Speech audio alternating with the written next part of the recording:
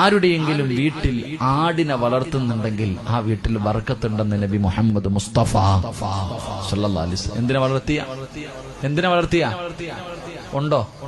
നിങ്ങളുടെ ആരുടെയെങ്കിലും വീട്ടിൽ ആട്ടുംകുട്ടിയെങ്കിലും ഉണ്ടെങ്കിൽ ഒന്ന് കൈപൊക്കിക്കേ. ആ, TV ഉണ്ടോ? പൊക്കണ്ട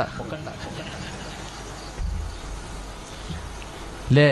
ആ, ചിരി ആമിന, എന്റെ ചിരി ഇപ്പൊ തന്നെ ചിരി ഒക്കെ മാറും. ചിരി. അള്ളാഹുവിന്റെ റസൂൽ സല്ലല്ലാഹു അലൈഹി വസല്ലം തങ്ങൾ പറഞ്ഞു, ആരുടെ വീട്ടിൽ ആടിനെ വളർത്തുന്നുണ്ടോ ആ വീട്ടിൽ ബർക്കത്തുണ്ടെന്ന് നബി മുഹമ്മദ് മുസ്തഫ. പ്രവാചകന്മാര് മുഴുവനും ആടിനെ വെച്ചവരായിരുന്നു. എല്ലാരും ആടിനെ. ആടെന്ന് പറയുന്ന ജീവി ബർക്കത്തുള്ളതാ. നായി ഒരു പ്രസവത്തിൽ 4-5 പറ്റും. എന്നാ കാണാറുണ്ടോ എവിടെങ്കിലും? കുറച്ച് കഴിയുമ്പോ ചത്ത് റോഡിൽ കിടന്ന് എവിടെയൊക്കെ ചാവും. ഇത് വസ്തു. എന്നാ ആട് 450-500 വില.